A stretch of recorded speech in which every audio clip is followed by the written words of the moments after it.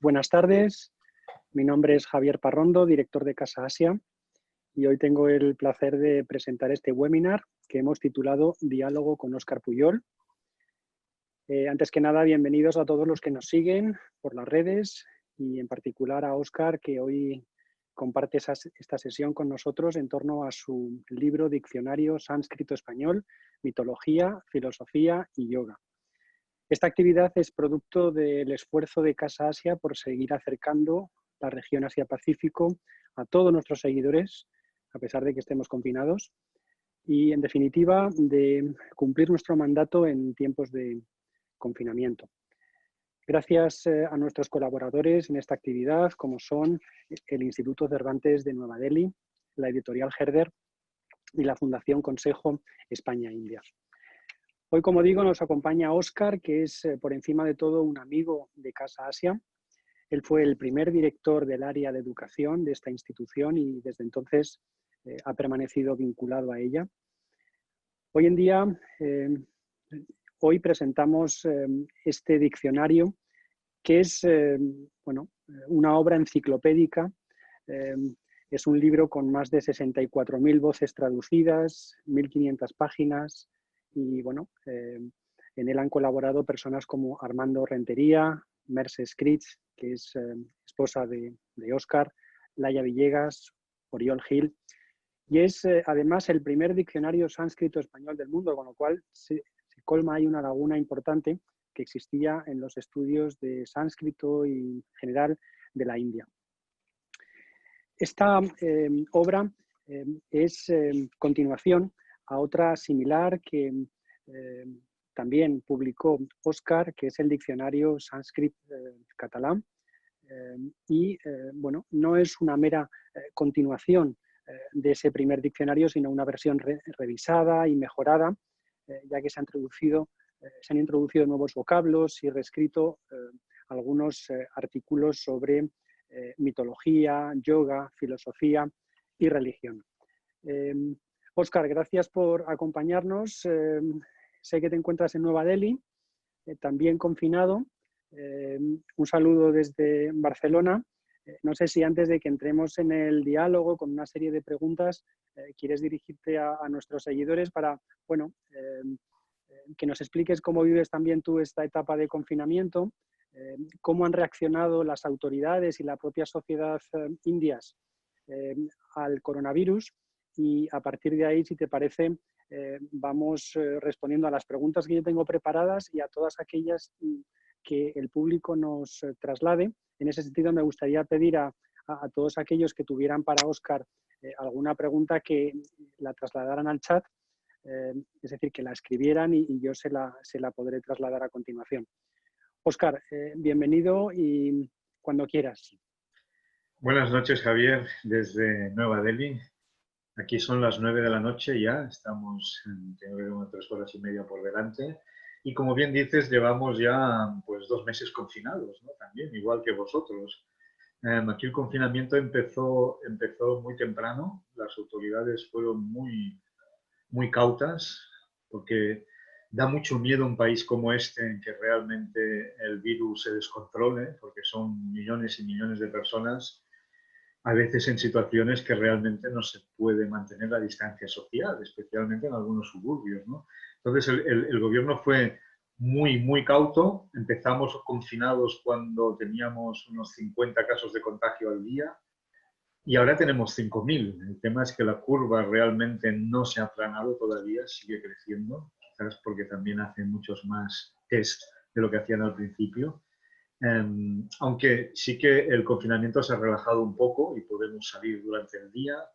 Las oficinas, muchas oficinas pueden abrir algunas tiendas, pero básicamente en tanto escuelas como universidades, como el Instituto Cervantes. Nosotros en el Instituto Cervantes hemos tenido que reorganizar toda nuestra actividad, igual que vosotros, ¿no? Y hacer el esfuerzo de hacer clases en línea, ¿no? Y hacer también webinarios, como hacéis vosotros, y de entrar en ese nuevo mundo que es virtual y al cual, en cierta manera, no estábamos tan acostumbrados. Y es evidente que muchas de las cosas que estamos haciendo, seguramente como este webinario, ¿no? Han llegado para quedarse, ¿no? Haremos muchas cosas ahora que antes no haríamos. y no deja de ser pues una novedad que creo que no vamos a renunciar, que ahora yo pueda estar aquí participando en una actividad de Casa Asia cuando antes siempre teníamos que viajar de un sitio a otro, ¿no? Y ahora esto parece que no es así. Yo creo que son prácticas que vamos a continuar, ¿no? Efectivamente, con las nuevas tecnologías se abren nuevas oportunidades, así que aprovechémoslas. También tiene sus limitaciones, pero desde luego llegar a este número de seguidores no es fácil y yo creo que plataformas como esta nos están dando esa ocasión, ¿no? Vamos, si te parece, bueno, a mantener este diálogo contigo, Óscar, a través de una serie de preguntas. Óscar Pujol es autor del Diccionario Sánscrito-Español, Mitología, Filosofía y Yoga, publicado por la editorial Herder. Estudió sánscrito en la Universidad de Benarés, donde se licenció en 1993, doctorándose en 1999 con una tesis sobre un manuscrito gramatical del siglo XII. Ha publicado numerosos artículos.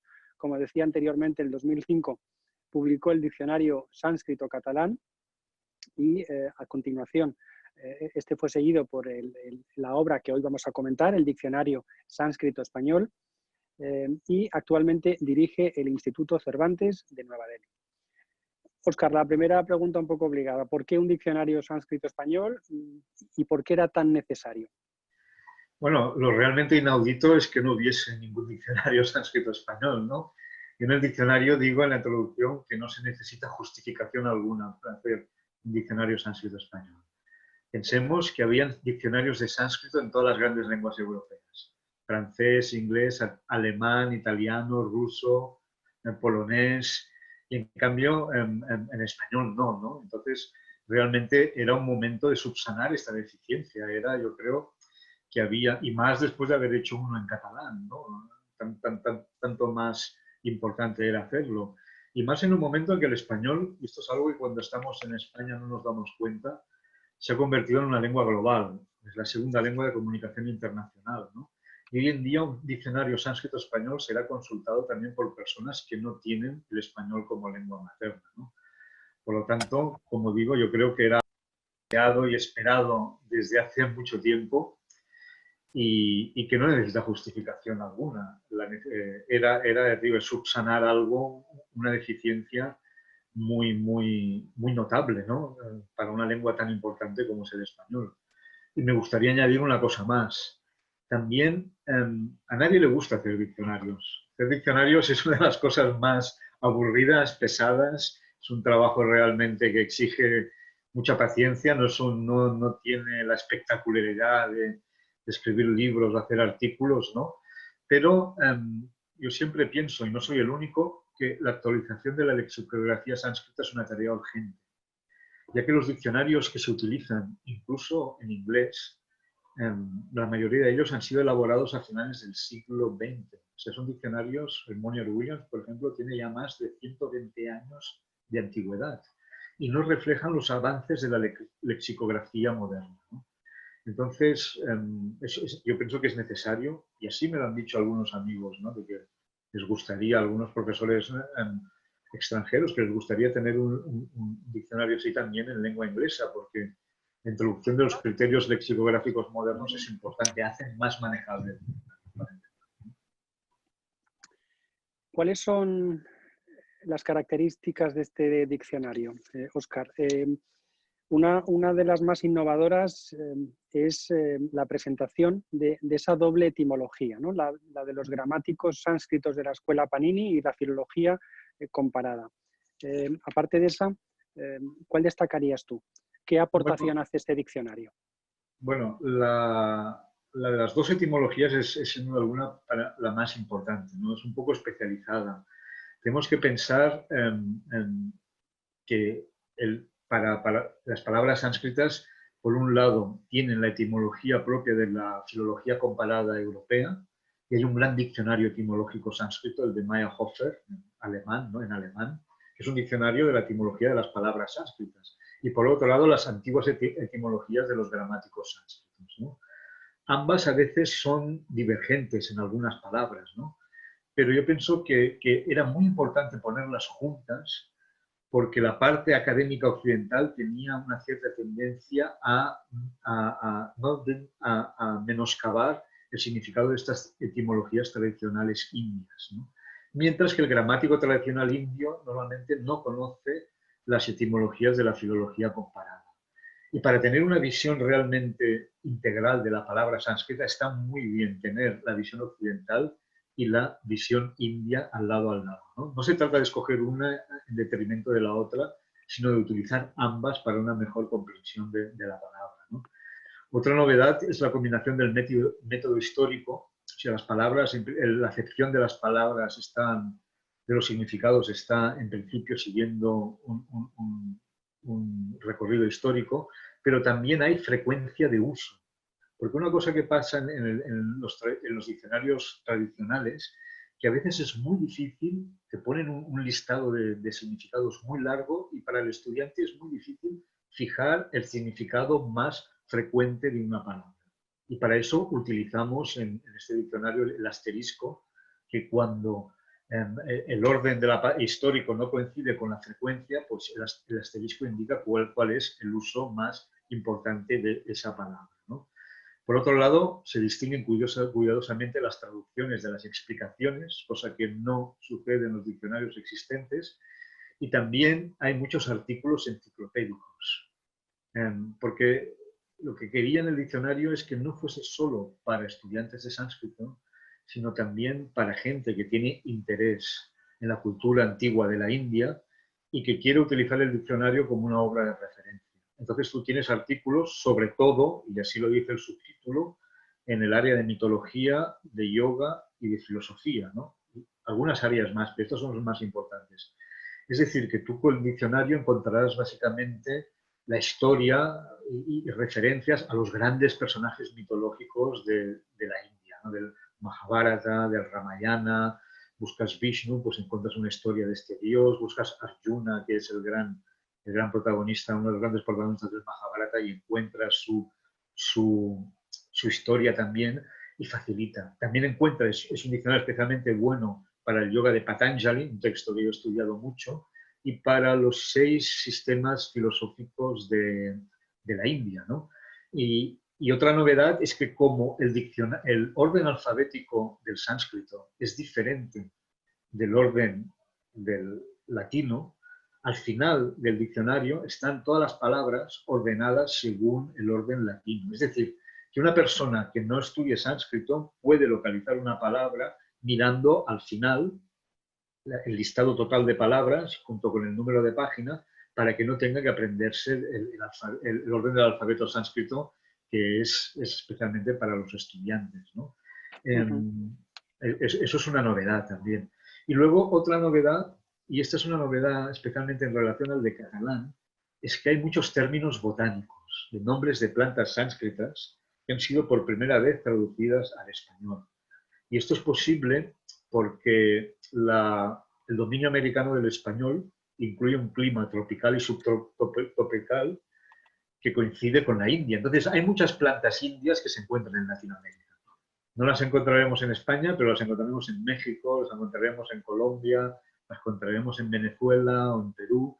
Y el español de América tiene nombres para estas plantas y ahí hemos hecho un gran esfuerzo para traducir esas palabras de botánica al español. Muy bien, ya empezamos a recibir las primeras preguntas de nuestros seguidores. Antes de meterme con ellas, otras más que tenemos aquí preparadas para ti, Óscar. ¿Hay realmente interés en España o en el mundo hispanohablante por el sánscrito? Algunos hablan de un resurgimiento del sánscrito en la India actual. ¿Cómo ves estos movimientos? Bueno, es una buena pregunta esta, ¿no? Yo creo que sí que hay interés por el sánscrito, no solo en España, sino en los países de habla española, ¿no? Comentábamos ahora hace un rato, ¿no?, que en México es justamente en México donde mejor se puede estudiar sánscrito. Hay en el Colegio de México y la Universidad Nacional Autónoma de México. En España, en este momento, si no me equivoco, hay 5 universidades que enseñan sánscrito, aunque el problema que tenemos el sánscrito siempre ha estado presente en la Universidad Española, pero de una forma marginal. no podemos realizar estudios completos de sánscrito en la Universidad Española, ¿no? Hubo una época dorada del estudio del sánscrito en España, que fue a finales del siglo XIX. Incluso se llegó a crear una cátedra de sánscrito en Madrid, pero por motivos que ahora no vienen, que ahora sería largos de explicar, en cierta forma no llegó nunca a cuajar plenamente y no se formaron departamentos de sánscrito como en Francia, en Alemania o en Inglaterra, ¿no? Nunca llegamos a tener pero sí que ha habido siempre especialistas de sánscrito en España. Ahora todo esto ha aumentado en el sentido de que el interés por el sánscrito tradicionalmente venía de la filología, especialmente de la filología comparada, ¿no? Como todos sabemos, el sánscrito es una lengua indoeuropea. El descubrimiento del sánscrito fue importantísimo, cambió la manera de entender las lenguas en Europa, ¿no? Y contribuyó al descubrimiento del indoeuropeo, ¿no? O sea, imagínate de repente descubrir a finales del siglo XVIII y a lo largo del XIX de que las lenguas que se hablan desde Islandia hasta Bengala tienen un origen común, ¿no? Esto fue realmente una revelación, ¿no? Pensemos que en Europa básicamente todas las lenguas son indoeuropeas y por lo tanto, en cierta manera, emparentadas con el sánscrito, ¿no? A través del latín, del griego, del germánico, y todo eso produjo una revolución en el estudio del sánscrito. Hoy en día el interés no es solo filológico, como ha sido siempre, el interés clásico por el sánscrito en Europa, sino que es también a través del yoga, a través de la meditación, a través de la ayurveda, a través de una cultura más popular. Entonces, hay mucha gente que realmente no digo que utilice el sánscrito, pero por ejemplo, los practicantes de yoga, y cada vez son más, y el yoga se ha convertido en una disciplina universal que ha rebasado las fronteras de la India, tarde o temprano entran en contacto con el sánscrito, ¿no? Y tienen también este diccionario también está pensado para ellos, sí, por lo que he dicho anteriormente, ¿no? Por lo tanto, hay un interés nuevo por el yoga, ¿no? Por el sánscrito, perdón. Y pensemos que el sánscrito, a lo largo de la historia cultural de la humanidad, ha dado al mundo cosas tan importantes como el cero y el sistema decimal. El sánscrito ha destacado en multitud de disciplinas, desde la lingüística, la fonética, la metalurgia, la lógica, la psicología, la estética, la filosofía. Fueron las traducciones de los árabes de textos sánscritos a través del persa a veces, que luego entraron en Europa a través de la Escuela de Toledo, que los tradujo al latín, como digo, los que introdujeron el sistema decimal en Europa, ¿no? Pero en el mundo moderno, el sánscrito ha dado conceptos tan importantes como la no violencia, la compasión, karuna, la atención plena, el mindfulness, que ahora se utiliza en los hospitales y en las oficinas, ¿no? Conceptos como el karma, el nirvana, dharma, palabras como avatar o mantra. Entonces, como digo, hay muchas cosas del sánscrito que impregnan más y más nuestra cultura y eso hace que pienso que en general haya un interés renovado por esta lengua, ¿no? Jordi nos pregunta que aquellos que tenemos el diccionario en papel, ¿podríamos aspirar a tenerlo en formato electrónico para incrementar la velocidad de búsqueda de los términos? Esta es una buena pregunta. Aunque quizás sería el editor la editorial Herder, y creo que no hay nadie hoy aquí de la editorial Herder, en principio tiene pensado ponerlo en formato digital. ¿Cuándo? No lo sé realmente, ahora no lo puedo decir, pero desde el principio ellos han hablado de ponerlo a disposición en su página web. Creo que tienen una web de pago, ¿no? No de forma seguramente gratuita, pero que sí, que hay planes para ponerlo realmente online. Una pregunta que más o menos has contestado, pero si pudieras a lo mejor desarrollarla un poco más, Óscar, es ¿cuál es la relevancia del sánscrito hoy en día, ¿no? Aparte de lo puramente etimológico, Sí. ya se ha vislumbrado ahí en fin, Bueno, información que has dado, pero ¿cuál es la relevancia y qué utilidad puede tener el diccionario, ¿no? En ese sentido? bueno, como he dicho, yo creo que yo soy de los que piensan, y esto es un tema realmente muy complejo, y muy especializado en el sentido de que, como he dicho, el sánscrito ya fecundó muchas de las ciencias europeas. De entrada, vamos a entender que no existiría la fonética sin el descubrimiento del sánscrito por parte del mundo occidental, ¿no? Pensemos que una distinción tan simple como un fonema sonoro o sordo, que es esencial y la fonética es una ciencia muy importante incluso para la, para la informática hoy en día, ¿no? Esa diferencia entre sonoro y sordo, por ejemplo, tenemos letras como K, que es sorda, y su correspondiente Ga es sonora. Esto es porque las cuerdas vocales vibran en un caso y en otro caso no vibran. Esto los europeos no sabían nada de esto y lo descubrieron cuando entraron en contacto con el sánscrito en el siglo, básicamente en el siglo XIX, ¿no? Y toda la terminología de la fonética, palabras como gutural, labial, dental, que sirven para describir el punto de articulación de los fonemas, son palabras sánscritas del siglo VIII antes de Jesucristo, cuando los indios ya tenían desarrollado una fonética muy importante. Lo mismo podríamos decir en cuanto a la lingüística. Chomsky decía que la única gramática generativa que él conocía era la gramática de Panini, que es del siglo IV antes de Jesucristo. Para que os hagáis una idea de qué estoy hablando, la gramática de Panini son básicamente 4.000 aforismos, 4.000 sutras, que si los imprimimos caben apenas en 30 páginas, porque están escritos con una brevedad increíble, ¿no? Una brevedad realmente muy especial. Están escritos en un metalenguaje especial, no es un sánscrito normal, es un sánscrito para poder realmente formular reglas de una forma muy, muy abreviada, ¿no? Si decodificamos el Ashtadhyayi, el libro de Panini, estas 4.000 sutras que caben en 30 páginas impresas, nos sale un libro de 500, 600 páginas. Esto para que entendamos, porque en esas 30 páginas y en esas 4.000 reglas está descrito todo el sánscrito, toda la morfología, todas las derivaciones del sánscrito con variantes dialectales, etcétera, etcétera, en ese pequeño libro, ¿no? Y este libro funciona realmente como un software para el hardware del cerebro. Porque tú le preguntas, funciona es como un precedente del lenguaje informático, ¿no? Tú le preguntas, por ejemplo, dime el nominativo de la palabra rama y le introduces esa pregunta y automáticamente una regla invoca a otra regla hasta que consigues el resultado deseado. Y tienes reglas para evitar realmente el bucle infinito. Bien, digo todo esto porque digo, Chomsky reconoció que era la única gramática realmente generativa que había antes de la suya, porque, y que decir evidentemente de las matemáticas, ¿no? Porque hay mucha gente que piensa que dentro de los textos sánscritos todavía podemos encontrar y arrojar luz sobre problemas relevantes a las ciencias humanas.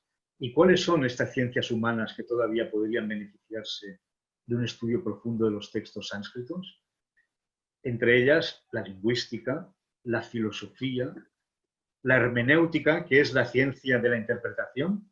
Estos días estaba leyendo justamente la Mimamsa, es una de las disciplinas sánscritas, una de las escuelas filosóficas sánscritas que trata sobre el estudio del ritual y el estudio del lenguaje del Veda. Y hace realmente un análisis del poder persuasivo de la palabra, que yo pienso, o sea, cómo el lenguaje puede influir en la conducta humana y cómo hace que ciertas formas del lenguaje impulsan a hacer el ritual o hacer una actividad, ¿no? Es un análisis que podría ser utilizado en publicidad, por ejemplo, de la energía lingüística de las palabras y cómo pueden alterar la conducta humana. La estética es otra ciencia. La teoría del placer estético en la India, lo que llamamos rasa, también hay libros al respecto, pero es muy interesante porque nos explica por qué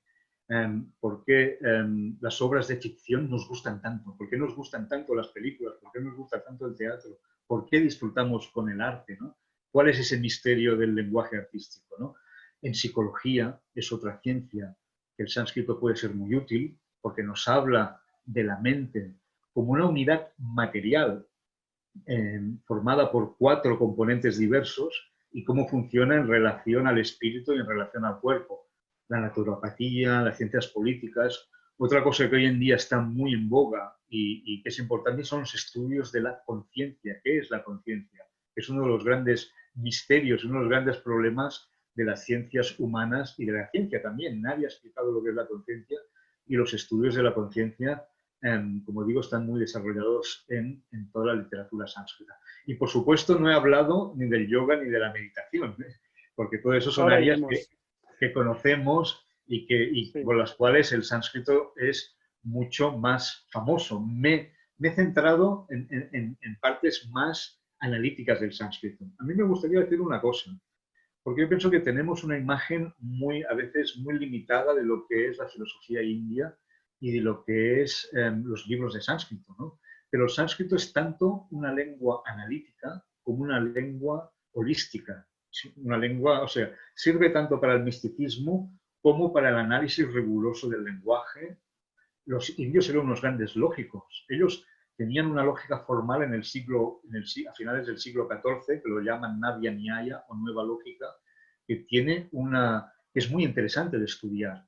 Ahora, ya para ir cerrando ese tema, el problema que tenemos, y es que es muy difícil rescatar lo que hay en los textos sánscritos y realmente integrarlo dentro de los estudios occidentales académicos.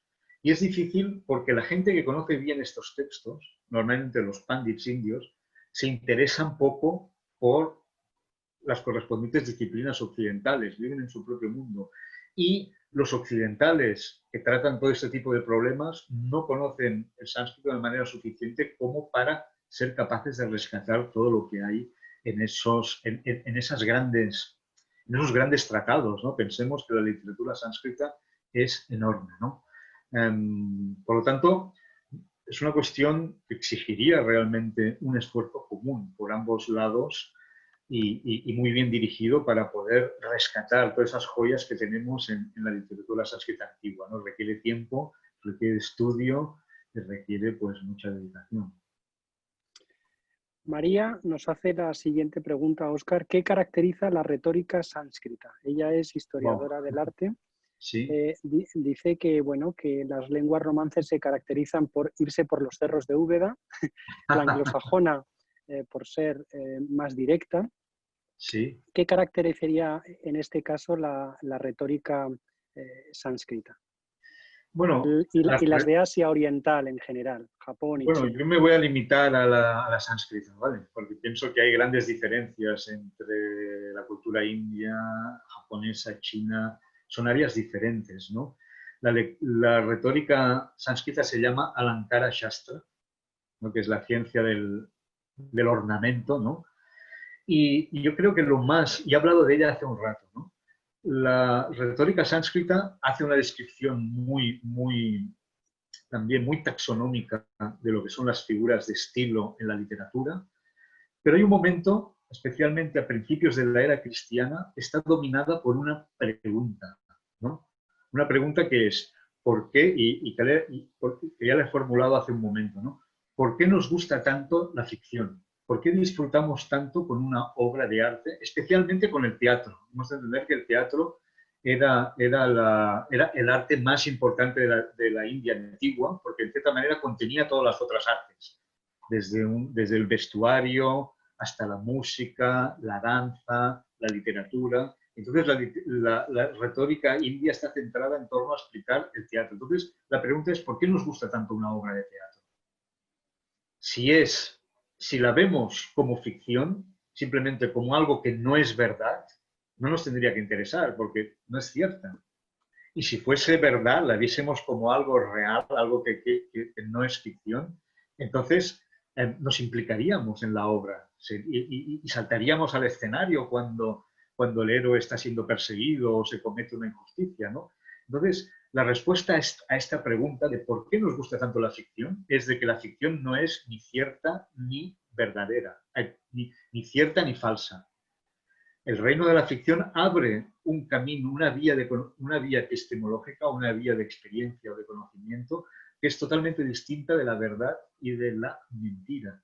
Y esta vía ellos lo llaman el sabor estético o la degustación estética. Es una teoría, ellos tardan más de 1000 años en responder a esta pregunta de por qué la experiencia del placer estético. Y sería ahora muy complicado de explicarla aquí en 5 minutos.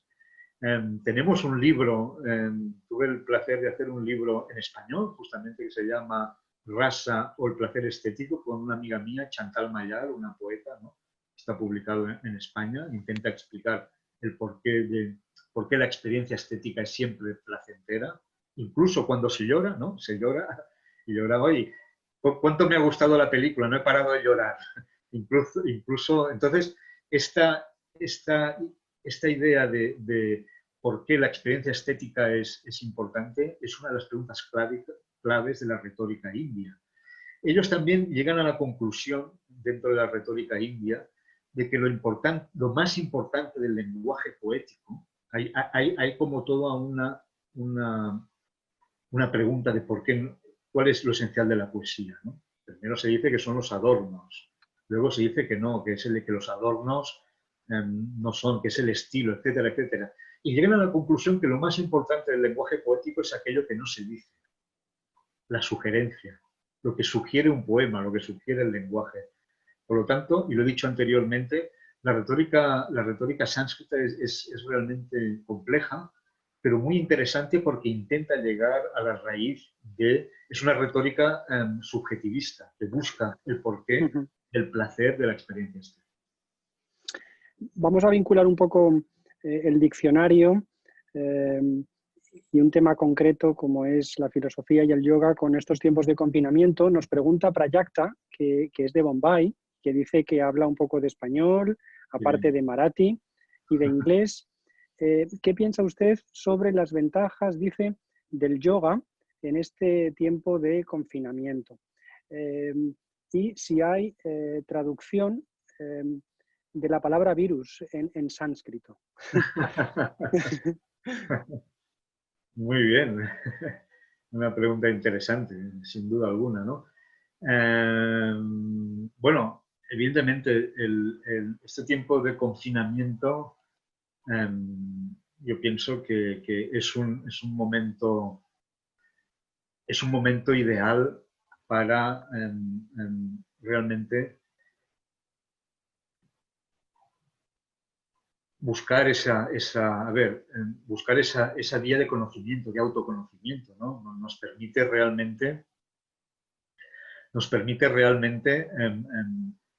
un poco no estar siempre fuera de nosotros, sino hacer ese trabajo de interiorización, ¿no? Yo diría que el yoga y la filosofía india nos introducen al cuidado de sí, y esta es una expresión occidental, ¿eh? Es un aspecto de la actividad humana un tanto desdeñado por el mundo moderno, que está obsesionado con la conquista del mundo exterior y la producción de bienes de consumo, ¿no? Entonces, el cuidado de sí, como práctica de la libertad, nos devuelve la dimensión subjetiva del ser en un mundo fuertemente objetivizado, ¿no? Esto es muy importante porque en los textos sánscritos constantemente se dice como ese mundo interior es un mundo que en cierta manera abarca todo el mundo exterior, ¿no? Y esto lo encontramos en los Upanishads, lo encontramos en el yoga, ¿no? Y el cuidado de sí es muy importante porque se trata de ganar una subjetividad que no caiga ni en el sentimentalismo ni en el pensamiento autocéntrico, sino que recupere el conocimiento de uno mismo como fuente de liberación, ¿no? Y esto es lo que hace el yoga. El yoga realmente, evidentemente, el yoga tal y como se practica hoy en día no es el mismo yoga de Patanjali. El yoga de Patanjali era básicamente meditación y se centraba básicamente en descubrir cómo pensamiento y conciencia son diferentes, ¿no? No puedo extenderme mucho más en esto porque esto nos llevaría realmente, pero el conocimiento de uno mismo es una práctica, está muy estudiado en los textos sánscritos y como digo, nos llevaría realmente, es una parte de la lectura sánscrita muy interesante, ¿no? cómo podemos utilizar el sánscrito para conocernos a nosotros mismos mejor. Y respecto a lo del virus, sí, hay una en sánscrito y en hindi moderno, virus es vishanu, se llama, ¿no? Y me gusta que haga esta pregunta porque la palabra virus latina está relacionada justamente con la palabra sánscrita visha, que quiere decir veneno. Ese es el sentido de la etimología. Virus quiere decir veneno. Pensemos que esto se relaciona finalmente con una raíz indoeuropea, wisho, que es el indoeuropeo sería la lengua madre de todas las lenguas indoeuropeas, incluyendo el latín, el griego y el sánscrito. Y... Espera un segundo. Un segundo, que creo que me estoy quedando sin batería. Sí, tranquilo. Segundo, por favor. Un momento.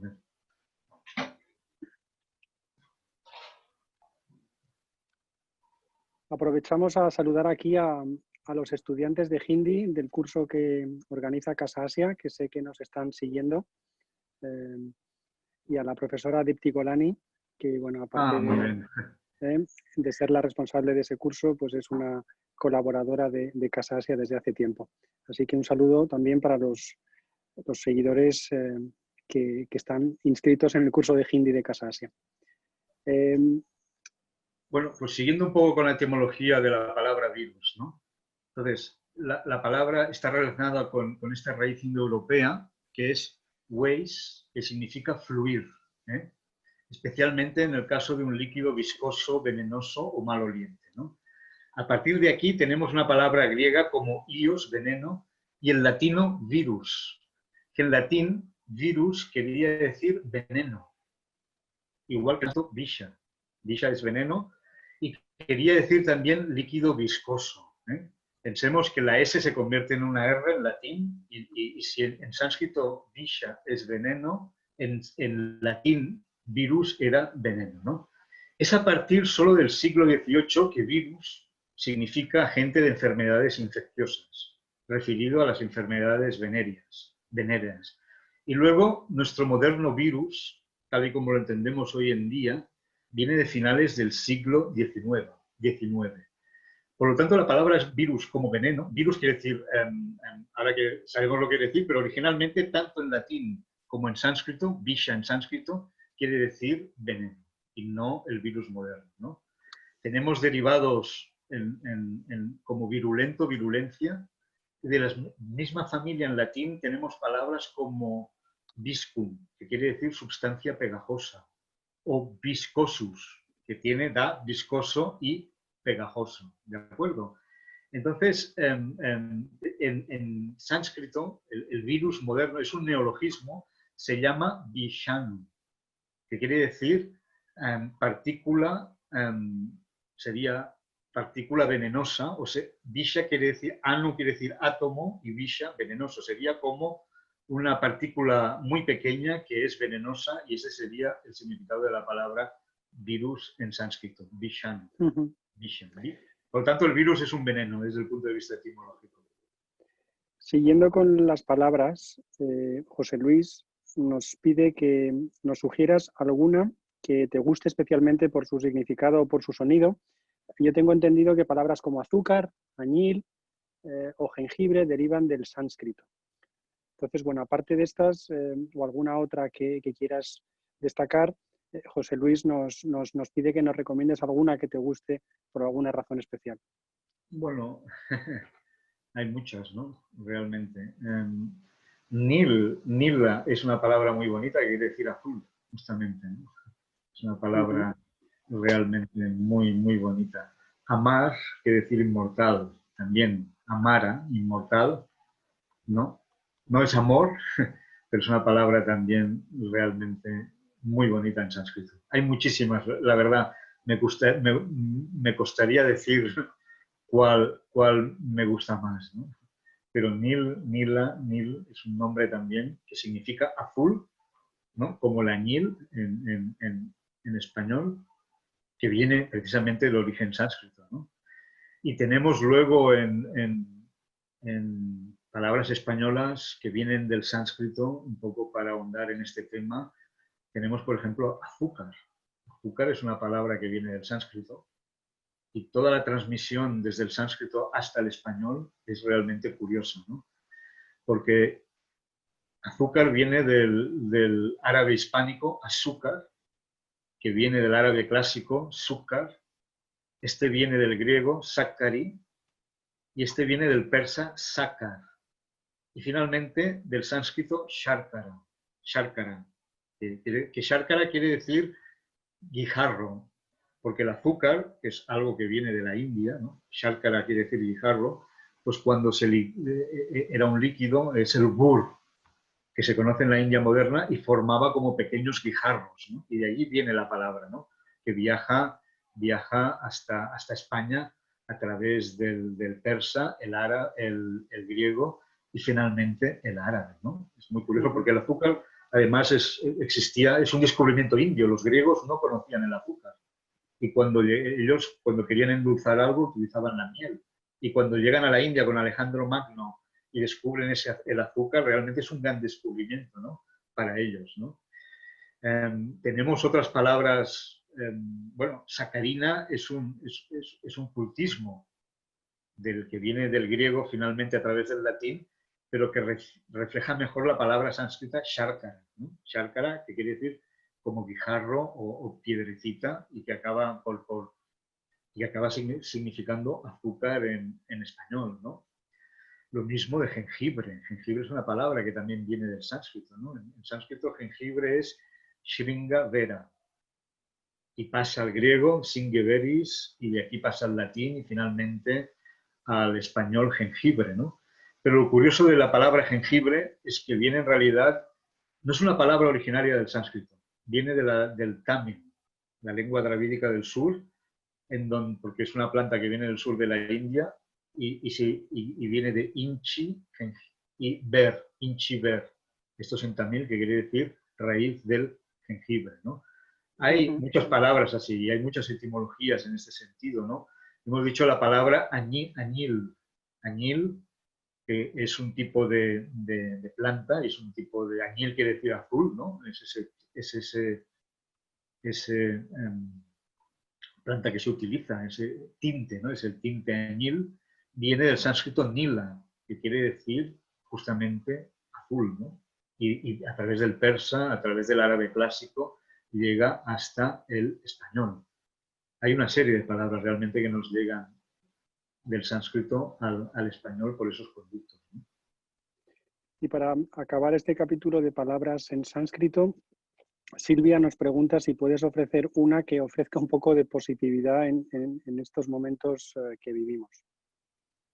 Una palabra que ofrece. Una palabra en sánscrito. ¿Qué palabra elegiría para ofrecernos un poco de positividad en estos tiempos? Hombre, muy buena pregunta esta, realmente, ¿eh? Bueno, es una palabra, en cierta forma, pues podríamos pensar una palabra como, a mí me gusta mucho, una que me gusta mucho es hamsa. Hamsa. Que quiere decir, normalmente se traduce por cisne, ¿de acuerdo? Pero en realidad no es un cisne. Es porque en la India clásica no existían los cisnes. Es un tipo de flamenco, es un tipo de ansar. Es un tipo de ansar muy bonito, normalmente, de color. Pero es una palabra, hamsa, que en cierta manera expresa tanto lo interior como lo exterior. Expresa tanto el confinamiento que sufrimos ahora como el mundo entero, ¿no? Y está formada por la letra Ja, que es la última del alfabeto sánscrito, por la letra A, que es la primera, y por la letra Sa, que es como una letra intermedia. Entonces, Hamsa es una palabra realmente mística de la filosofía india. Y digo que me gusta especialmente para esta situación porque expresa tanto el interior como el exterior. Y me gusta ahora porque podemos utilizar el Hamsa para entender que el confinamiento en el que estamos viviendo es una forma también mejor de conocernos a nosotros mismos. Es una oportunidad para viajar al centro de nuestro ser y para descubrir que como es adentro, es afuera. Hamsa es también una palabra que denota los dos movimientos de la respiración. Ham, inspiración, y expiración, ¿no? Es una palabra utilizada en el yoga.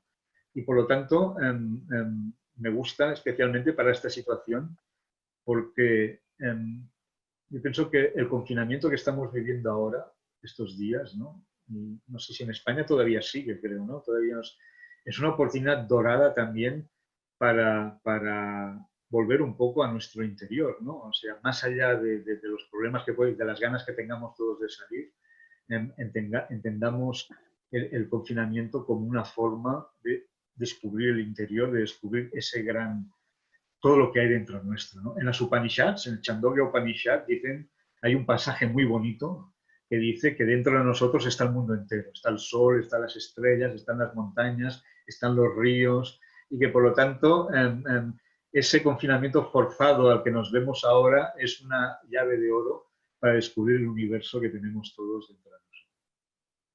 Muy bonita esta metáfora. Pasamos de las palabras a los números. Óscar, Franco nos pregunta, se ha hablado del sistema numérico. He buscado la palabra suña o cero en el diccionario, pero no he encontrado nada. ¿Qué nos podría comentar sobre suña y la relación con suñata o vacío? Bueno, es muy buena pregunta, ¿no? Sunya es el vacío, pero cero también se dice purna en sánscrito, que es la plenitud, ¿no? Entonces, es evidente que uno de los grandes... hay gente que piensa que el concepto del cero viene de la gramática sánscrita, porque igual que el cero es fundamental para el sistema decimal, porque es realmente la no cifra que da cuerpo a todas las otras cifras, la que permite elevar las diferentes potencias, ¿no?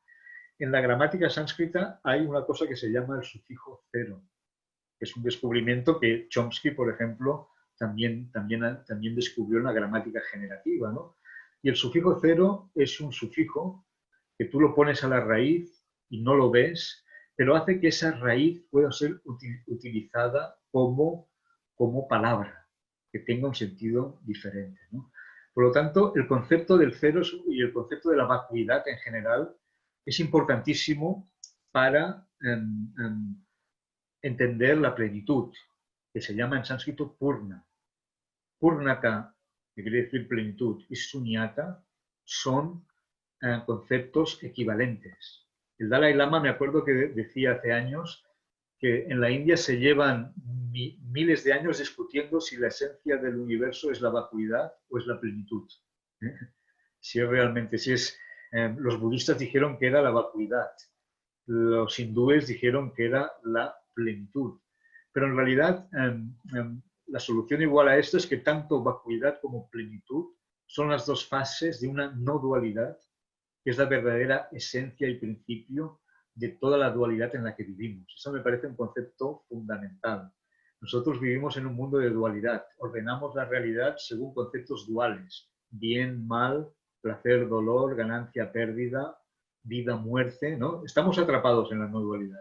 Y todos, como digo, ordenamos todas nuestras sensaciones según una dualidad, plenitud o vacuidad. Y la gran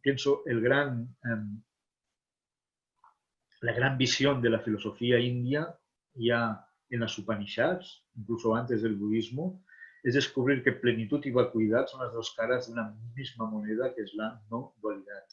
Y que es posible para el ser humano escapar a la pinza de la dualidad, que nos tiene atrapados dentro de la cárcel del placer y del dolor, y dentro de la cárcel de la ganancia y de la pérdida, del éxito y del fracaso, y descubrir nuestra verdadera naturaleza más allá, como digo, de esas limitaciones en la no dualidad, ¿no?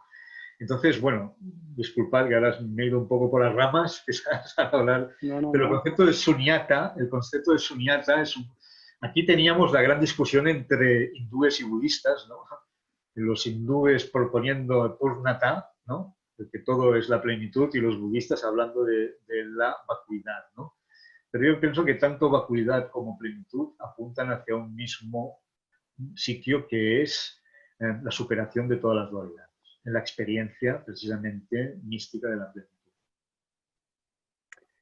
Muy bien. Desde México, que también tenemos varios seguidores en este chat, una pregunta para el doctor Pujol. ¿Cuál o cuáles serían sus obras sánscritas favoritas? Mis obras sánscritas favoritas, muy buena pregunta. Soy un gran admirador de la Bhagavad Gita. Es el libro que realmente, es el texto que realmente me introdujo el sánscrito. Fue uno de los primeros que leí. Soy un gran admirador de las Upanishads. Y tengo memorizado una parte de la Gita. Y también soy un gran admirador de los Yoga Sutras, un texto que he traducido y he publicado en español y en catalán. Y también me gusta mucho la poesía sánscrita, especialmente de un autor como Bhanavarta, que hizo una novela en sánscrito, en prosa. Y también me gusta mucho Kalidasa y en general los textos filosóficos en general, ¿no? Los leo con... Soy también un lector recurrente del Ramayana de Valmiki, ¿no? Y también del Ramayana de Tulsidas, aunque no está en sánscrito, sino que este está en hindi medieval, ¿no? Estas son algunas de las obras que a mí más interesan. La literatura sánscrita realmente es muy interesante, ¿no? Y el Ramayana de Valmiki es llamado el primer poema, porque es la primera vez que el sánscrito acoge una altura poética que luego se desarrollará plenamente en el primer milenio después de Jesucristo, ¿no? Estas son algunas de las obras que me gustan especialmente, ¿no? Los Yoga Sutras me parecen un texto increíble, ¿no? Un texto también muy condensado, en apenas 140 y pico aforismos, pero que hoy en día siguen siendo el texto fundacional para todas las escuelas de yoga, ¿no? Y es un texto realmente breve, pero de una profundidad y de una, diría yo, explica muchas cosas sobre la mente y sobre la relación entre la mente y la conciencia, ¿no? Que es el tema principal de los Yoga Sutras. Olga es estudiante de sánscrito en la Universidad de Barcelona y básicamente nos agradece este webinar y tu participación, Óscar. Vamos a hacer un pequeño guiño a otras lenguas, aparte del castellano. Dice Iker que estudiando sánscrito se ha dado cuenta de las similitudes con el euskera. La orden de la frase, las declinaciones como el ablativo EU, que funcionan exactamente igual que en su sentido de origen. La construcción del participio, la sustitución del sustantivo mediante la raíz de la declinación, las formas reforzadas de los pronombres y algunas otras más. Sin embargo, fonéticamente no tiene nada que ver. Siendo el euskera una lengua preindoeuropea, podría ser que hubiera una forma común de construir el lenguaje o que hubiera una lengua madre de la que proceden todas. En fin, no sé si compartes esta visión. No, bueno, como sabemos, yo no puedo contestar porque no conozco el euskera, desgraciadamente, ¿no? Pero como sabemos, el euskera no es considerado una lengua indoeuropea, por lo tanto, en principio, según la teoría clásica de la filología, no es una lengua evidentemente emparentada con el sánscrito desde ese punto de vista, pero decir que hay dos grandes ideas dentro del origen de las lenguas, ¿no? Los que piensan que todas las lenguas humanas que se hablan en la Tierra bien tienen su origen en una sola lengua, ¿no? Los monogenitistas, ¿no? Que piensan y los que piensan que no, que el lenguaje humano no viene de una sola lengua primordial, que no sabemos cuál es, ¿no? Sino que viene de diferentes lenguas, ¿no? Yo tiendo a pensar que igual que finalmente hay una sola especie, que es el Homo sapiens, que viene de África, pues yo más bien soy monogenetista en el sentido de que pienso que sí, que todas las lenguas vienen finalmente de una sola lengua. Esto está estudiado, hay muchos estudios. Ahora, igual que hay el indoeuropeo, esta idea que intenta relacionar todas las familias lingüísticas del mundo con una lengua primordial. Ya incluso han intentado hacer reconstrucciones de esa lengua primordial, ¿no? y encontramos coincidencias muy grandes entre lenguas muy distantes, ¿no? No soy un especialista en el tema, no lo sé, que investigue el tema este de, ahora no me acuerdo cómo se llama, hace tiempo que no, creo que es Grimberg, uno de los, pero sí que hay una idea de que todas las lenguas humanas tienen un origen común, cosa que por otra parte tampoco nos debería sorprender tanto si el hombre finalmente, como dice la antropología, viene de África y viene de una misma especie que es el Homo sapiens, ¿no? Entonces, igual por ahí podría haber, al final podría haber algo. En principio, digo, el euskera, como he dicho antes, el euskera, las lenguas, la familia, las lenguas, el húngaro, ¿no? Y las lenguas fino-úgricas, el finés, son las tres grandes familias dentro de Europa que no son consideradas lenguas indoeuropeas y que por lo tanto no se las considera relacionadas con el sánscrito. El euskera es una, el húngaro otro y el finés sería la otra gran familia. En cuanto al catalán, Rafael se refiere a una anécdota que contaste en un acto. Óscar, ¿es cierto que el sánscrito es el abuelo del catalán? Bueno, yo no sé si dije abuelo a ver, abuelo, más que abuelo, yo no sé si llegué a decir abuelo o primo abuelo o algo así, ¿no? A ver, el catalán, como el castellano, viene del latín, ¿no? Y el latín, latín, griego y sánscrito serían lenguas, son familias independientes, ¿eh? Dentro de las, hay como 10 familias de lenguas indoeuropeas. El latín forma parte de la familia itálica, ¿no? Pero más bien el latín sería como, más que abuelo, si dije abuelo, sería un primo abuelo, no sé cómo decirlo, más que abuelo directamente, ¿no? Pensemos que hay 10 grandes familias indoeuropeas, ¿eh?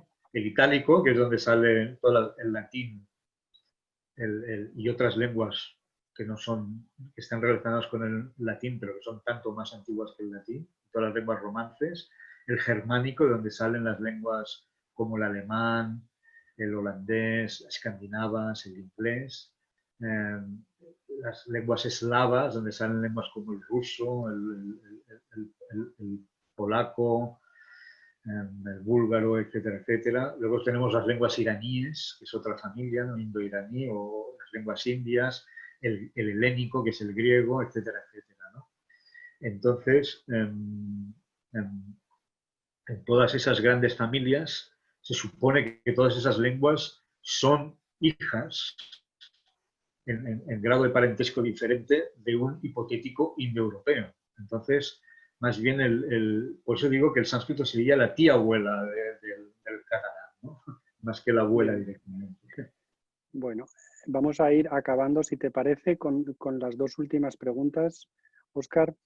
Una que me da pie a anunciar que en breve Casa Asia va a organizar un ciclo sobre la gitanidad, sobre el pueblo gitano, que tiene, como bien sabes, sus orígenes en el Punjab, en India.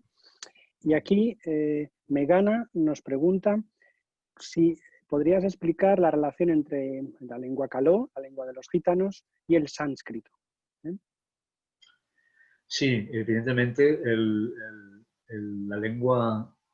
la lengua gitana, ¿no? A ver, pensemos que todas las lenguas del norte de la India, llamadas lenguas indoarias, están relacionadas de un modo u otro con el sánscrito, ¿no? Igual que en las lenguas romances que hablamos distinguimos tres estadios. Uno es y las llamamos itálicas porque vienen de la península itálica, ¿no?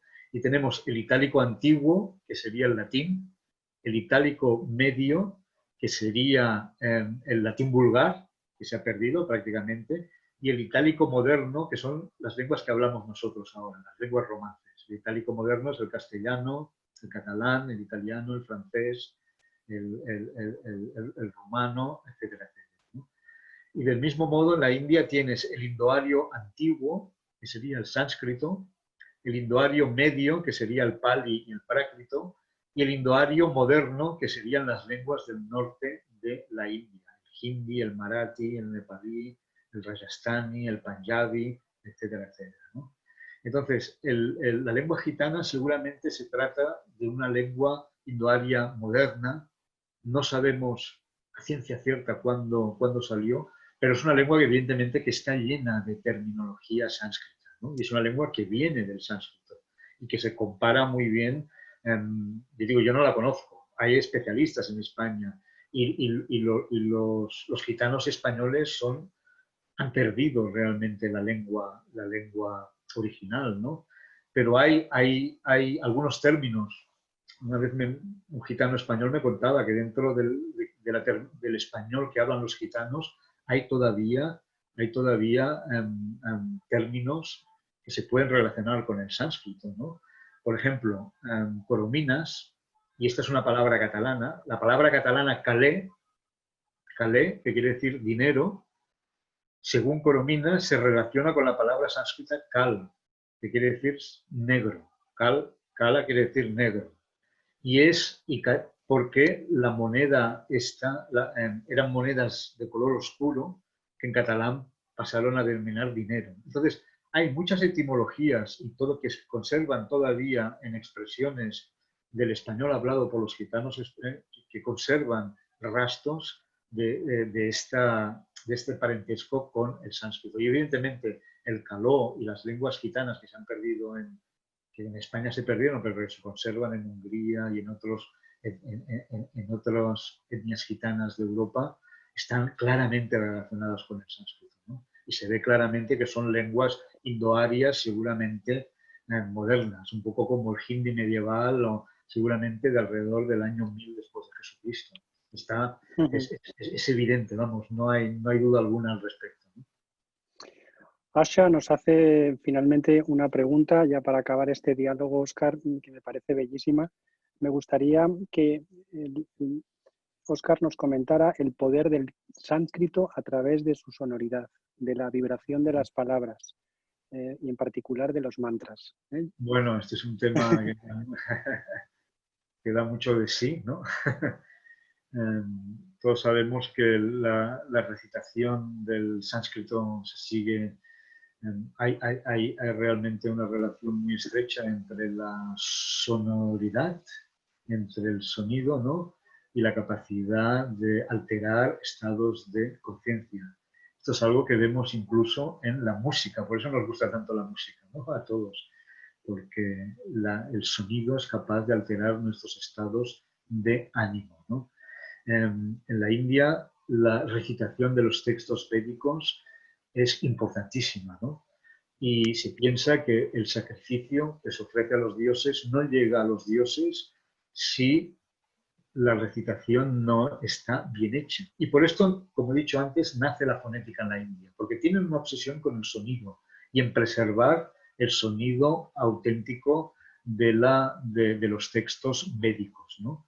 Esto es tal así, y esto está dicho por grandes académicos del mundo occidental, no indios, ¿no? Que la transmisión de la recitación védica, que es la forma más pura de recitar sánscrito, hay dos tipos de recitación en sánscrito, la védica y la láukica. La láukica es la popular, es la que hacemos la mayoría de personas, y la recitación védica solo se puede hacer porque se transmite de familia en familia. Todavía ahora, si vamos a ciertas escuelas védicas, y yo conocía cuando estudiaba en la India, tenía amigos en Benarés que se dedicaban a memorizar partes de los textos védicos de padre a hijo, y esto lo han estado haciendo durante generaciones, ¿no? Y conservan el sonido auténtico de la recitación védica original. Esto lo dicen incluso profesores de Harvard, que la recitación védica actual es un tape recorder de lo que se hacía seguramente en la India en el año antes de Jesucristo, ¿no? Por lo tanto, la recitación del sánscrito, pues se piensa que es capaz realmente de afectar centros de energía en el cuerpo y que realmente está cargada de poder, ¿no? Para el pueblo. Y eso es una de las grandes bellezas de esta lengua, ¿no? Y por eso, como digo, se inventó la fonética para preservar la pureza de la recitación sánscrita. La recitación védica es todo un privilegio poderla oír, ¿no? Pero solo, como digo, se transmite de padre de padre a hijo, ¿no? Mantra es una palabra que viene de la raíz man. La raíz man quiere decir pensar y nos da palabras como mente, en mentis, ¿no? En latín, ¿no? Como mind. Y está formada por la raíz man, pensar, más el sufijo tra, que es instrumento. Entonces un mantra es un instrumento de pensar, ¿eh? Es un instrumento para pensar, pero no para pensar de una forma discursiva, como hacemos normalmente, sino para pensar de una forma más, diría yo, contemplativa, intuitiva, ¿no? Para realmente llegar a la estructura de los mismos objetos, ¿no? Hay la idea, y no es necesariamente el sánscrito tal y como lo conocemos, sino de que los objetos son la vibración sonora que lo componen. Entonces, una buena recitación realmente llega a la esencia, realmente, a la fórmula energética de esos objetos, ¿no? Bueno, es un tema muy largo, pero decir que evidentemente la recitación, no solo en sánscrito, sino finalmente en todas las lenguas humanas, tenemos recitación en griego, en latín, qué decir de la recitación en árabe, ¿no? De la recitación coránica, que es tan importante dentro del Islam, ¿no? La lengua articulada es un don realmente al ser humano y a través de la recitación uno pues, puede llegar realmente a estados de conciencia muy diferentes y a descubrir esas ondas vibratorias, ¿no? Que son tan importantes para apaciguar la mente y para llegar, como digo, a estados de conciencia muy diferentes de los habituales. Muchísimas gracias, Óscar. Estamos llegando al final de nuestro webinar. Ha sido estupendo compartir este rato contigo, no solo porque bueno, es una ventana abierta a la realidad de una lengua como el sánscrito y también una puerta a la India, sino porque también nos permite de alguna manera evadirnos, ¿no? En estos tiempos de confinamiento. No sé si tienes algún proyecto en mente. Es también una pregunta que nos hacía uno de los seguidores. ¿Algún libro que estés preparando próximamente? Es una buena pregunta, ¿no? Cervantes nos deja muy poco tiempo para escribir, la verdad.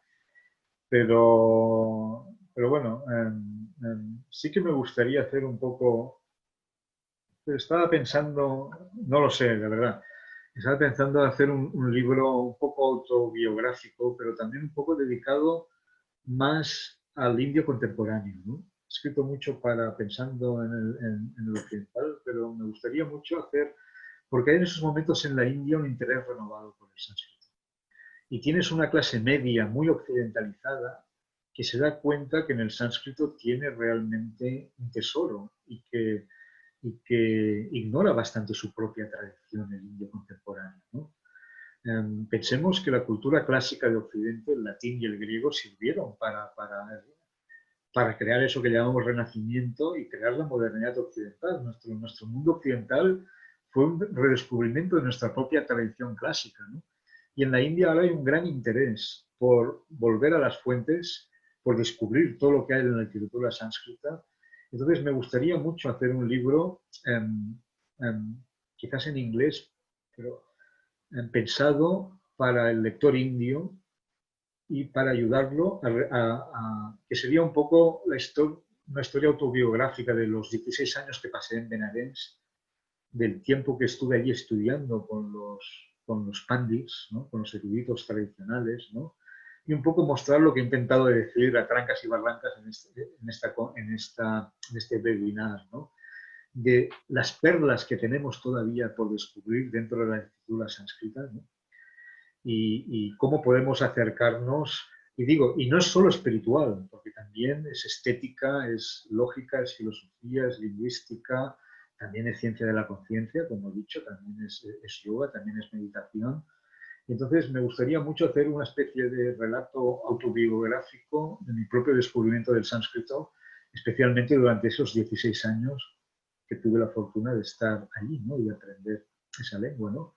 Y de cómo en cierta manera, lo que digo, ¿no? Un tema que a mí me obsesiona mucho de cómo podemos reintroducir y utilizar toda esa sabiduría que está en libros de difícil acceso y ponerlo en práctica en nuestra vida cotidiana y en nuestro descubrimiento del mundo actual, ¿no? Entonces, ese sería un poco, no sé si lo llegaré a hacer, ¿eh? Porque tenemos mucho trabajo. El Instituto Cervantes en Nueva Delhi es una máquina, es el instituto, es el centro que más estudiantes tiene en el mundo, nos exige, pero bueno, espero poder encontrar algún tiempo para hacer esta especie de trayectoria de mis años en Benarés y de, como digo, hacer accesible no solo el yoga, sino también el Vedanta, la Mimamsa, esa ciencia hermenéutica, también otras disciplinas como la gramática. La gramática es fundamental, ¿no? Aunque parece una cosa muy árida, la gramática es también considerada una ciencia no solo analítica, sino también espiritual en la India, ¿no?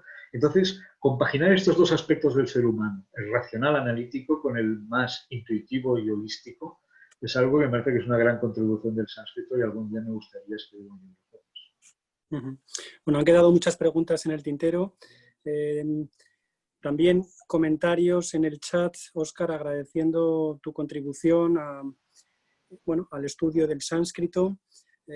Alumnos que te siguen, en particular de la Universidad de Barcelona, aquellos que siguen los cursos de la doctora Elena Sierra y Fernando Jiménez, personas desde México, desde Perú, que te dan las gracias por esta aportación, como digo, a los estudios del sánscrito. Yo creo que en la medida en que lo digital ha llegado para quedarse, evolucionaremos, quiero pensar, hacia un modelo híbrido, presencial y digital, pero desde luego lo digital ha llegado, como digo, para quedarse. Yo espero, Óscar, poder tener estos diálogos contigo más adelante, que nos sigas haciendo partícipes de tus experiencias en Nueva Delhi. Gracias por estar hoy aquí con nosotros. Gracias por tu gestión al frente del centro del Instituto Cervantes en India. Entre otras cosas, has tenido una magnífica aportación en este proceso liderado por el Ministerio de Exteriores de repatriación de españoles, ofreciendo las instalaciones del centro para acoger a turistas que se habían quedado allí, de alguna manera varados, ¿no? Hasta que se puso a disposición una serie de vuelos fletados por el gobierno. Así que no sé si quieres unas últimas palabras de despedida y, en fin, cuando quieras, Óscar. Y con esto acabamos. Mil Acabamos gracias. ya, pues. En primer lugar, muchas gracias, Javier, por darme esta oportunidad. Y como tú dices, esto ha quedado para quedarse. Antes no hacíamos estas cosas. Esto es algo, es una contradicción de este maldito virus, pero que hace paradójicamente que nos acerquemos más de alguna manera, ¿no? Y salgamos de este confinamiento, ¿no? Muchas gracias a ti, a Rafael, a todo el equipo de Casa Asia, ¿no? Los conozco a todos, ya sabes que yo trabajé allí 5 años en el inicio y para mí es una institución muy, muy querida, ¿no? Decir que tuvimos el Instituto Cervantes en Nueva Delhi, tiene un edificio magnífico, ¿no? Y que por eso la embajada en un momento nos propuso esta posibilidad de convertir nuestras aulas en habitaciones improvisadas y que llegamos a albergar prácticamente un total casi de 100 españoles que estaban varados aquí. La situación era un poco dramática porque había confinamiento, no habían autobuses, no habían aviones y entonces el Cervantes pues, pudo proporcionar este lugar seguro para que la gente pudiese salir de la India. Fue un tiempo realmente muy complicado, ¿no? Y quiero agradecer antes que nada a la Embajada de España en Nueva Delhi, ¿no?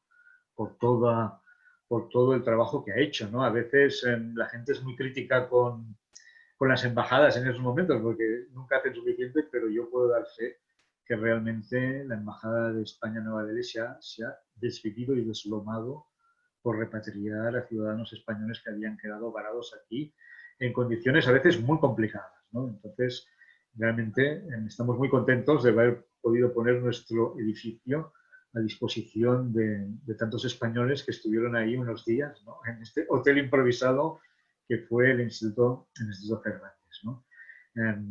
Bueno, y esto es un poco lo que pudimos hacer, ¿no? Desde nuestra institución, ¿no?